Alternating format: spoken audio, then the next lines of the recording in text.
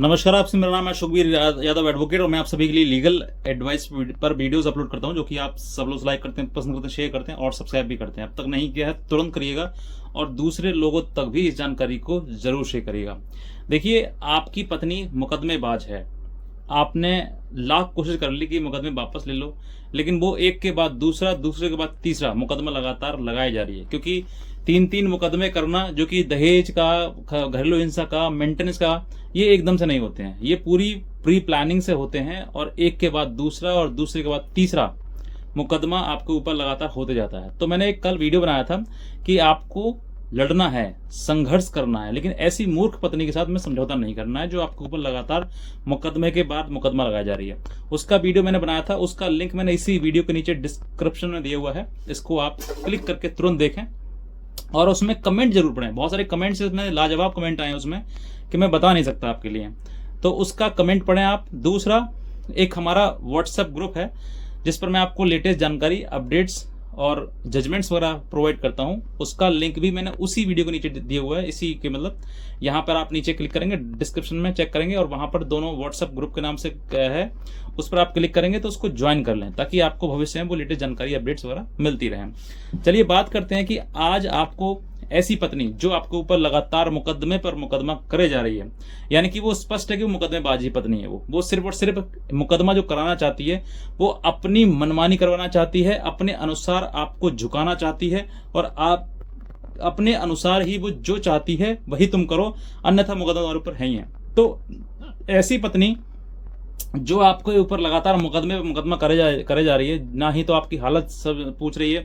ना आपका दुख दर्द पूछ रही है, लेकिन आपको इतना दर्द दे रही है, आपको इतना तकलीफ दे रही है कि आप उसको सहन करने में भी असमर्थ हैं। लेकिन ऐसी पत्नी जो आपके ऊपर मुकदमे पर मुकदमा कर जा रही है, तो ऐसी पत्नी के लिए आज मैं आपको वो मुकदमे बताऊंगा जो आपको करना बहुत जरूरी है। हर पति ये कहता है सर मेरे ऊपर मुकदमा झूठा लगा दिया गया, हर व्यक्ति यही कहता है सर मुकदमा झूठा लगा दिया गया।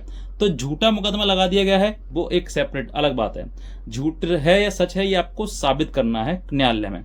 लेकिन अगर उसने आपके ऊपर तमाम तरीके के झूठे मुकदमे दर्ज करवा दिए हैं तो आप भी उसके ऊपर मुकदमे कराइए। वो झूठे करा रही है, तुम सच्चे करवाओ, लेकिन करवाओ जरूर।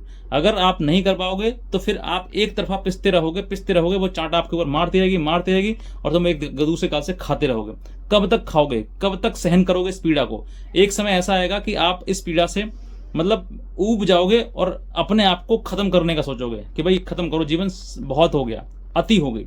तो देखो, आज के टाइम में ये है कि महिलाएं जो है वो अपने पतियों को मरवा रही हैं, उनको कोई दया, मतलब क्या बताऊं आपके लिए, इतनी कठोर था, इतने एक महिला के अंदर ममता नाम की चीज होती है, लेकिन आज के टाइम में खत्म हो गई है। किसी को कटवा दिया जा रहा है, किसी को मरवा दिया जा रहा है, किसी को जहर दे दिया जा रहा है। ऐसी तमाम घटनाएं जो है वो सामने आ रही हैं। इन सभी घटनाओं से एक ही चीज समझ में आती है कि जो जैसा करे उसके साथ वैसा ही करो, और नहीं करोगे तो आप पिसते रहोगे एक तरफा और चलता रहेगा मामला। और वो जब आप बहुत ज्यादा परेशान हो जाओगे तो फिर आप फैसले की बात कहोगे परेशान होकर, और जब फैसले की बात कहोगे तो आपसे मोटी रकम मांगी जाएगी। अब देनी है तो दे दो, नहीं देनी है तो लड़ते रहो, झगड़ते रहो, पिसते रहो। तो आज मैं आपको यही बताना चाहता हूं कि अगर आपके ऊपर मुकदमे कर दिए पत्नी ने तो तुम भी उसके ऊपर मुकदमे करो। अब वो कौन कौन से मुकदमे करने हैं वो भी इस बात को जान लीजिए। सबसे पहली बात, आपके ऊपर जिस दिन वो पत्नी आपके घर से जाती है तो जाने के बाद मायके में जाएगी तो वो दहेज का मुकदमा आपके ऊपर लगाएगी। साहब मुझे मारा पीटा है, दहेज मांगते हैं, एक कार और एक गाड़ी और ये दुनिया भर की चीज लगा देते हैं, साहब इतना मांगते हैं। मेरे पिता ने जो है हैसियत से अनुसार अपने दान दहेज दिया, लेकिन उससे खुश नहीं हुए और अब जो है वो इतने सामान की, एक 4 पहिए गाड़ी की और भी तमाम 1 लाख रुपए की कह सकते हैं उसकी मांग की जा रही है, और इसमें हम असमर्थ हैं और इसीलिए हमसे घर से बाहर निकाल दिया गया। ये सब कहानी लिख के जो है वो डाल दी जाती है, थाने में दे दी जाती है, थाना लिख के रिपोर्ट तैयार कर लेता है और आपके ऊपर मुकदमा लिख गया। ये हो गया एक पत्नी के द्वारा। अब इसी पर आप काउंटर केस करें। काउंटर केस का मतलब कि जिस दिन वो आपके घर से गई है उस दिन वो क्या क्या लेके गई है वो लिस्ट बनाओ।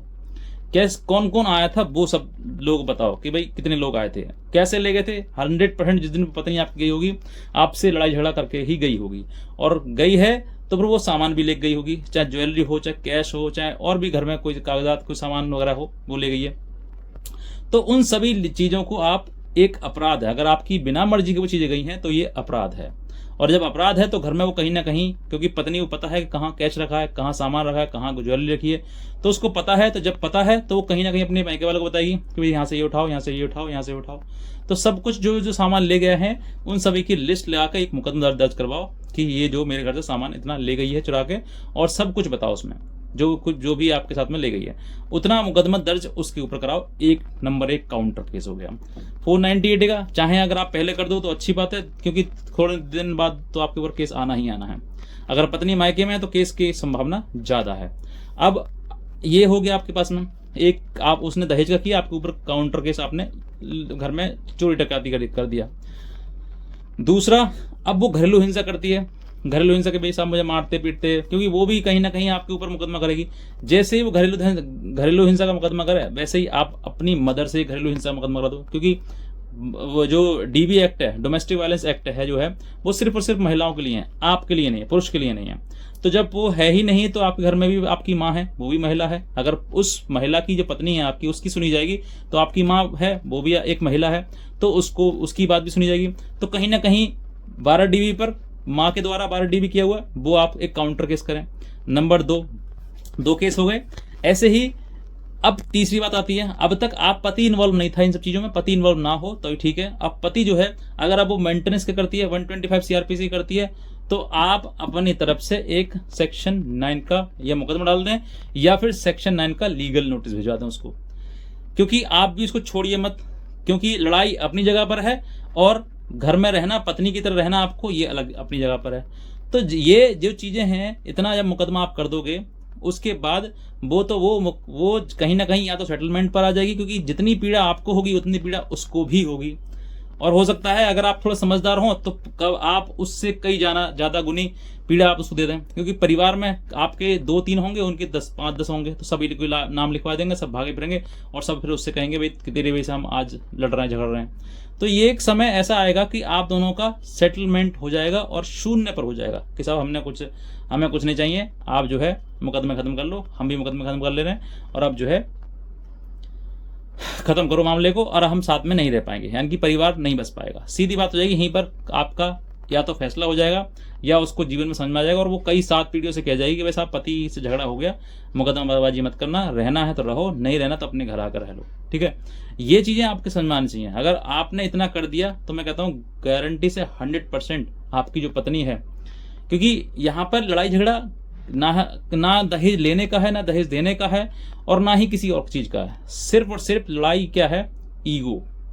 जो महिला पति के आगे झुकना नहीं चाहती है, उसके साथ एडजस्ट करना नहीं जानती है, वो महिला आपके ऊपर मुकदमा दर्ज करवाएगी। किस लिए? कि आप उसके आगे झुको, आप उससे एडजस्ट करो, सब कुछ आप ही करो, वो ना करे। मैंने 99% देखा है कि ईगो की लड़ाई होती है। महिला ज़्यादा उतावली बनती है, ज़्यादा इस तरीके से बनती है, लेकिन पुरुष जो बेचारा वो दबता जाता है। लेकिन जब बात उसके परिवार पर आती है, जब वो दहेज में उसके माता पिता भाई बहन सबकी नाम लिखवा देती है, उनको सबको कटघरे कोर्ट में, कचहरी में, थाने में भिजवा देती है, तब फिर पति जो है वो अपनी मर्यादा छोड़ देता है और फिर वो उसके ऊपर मुकदमे करता है। ये एक के लिए नहीं है, सभी के लिए हैं जिनके ऊपर मुकदमे दर्ज करा दिए गए हैं।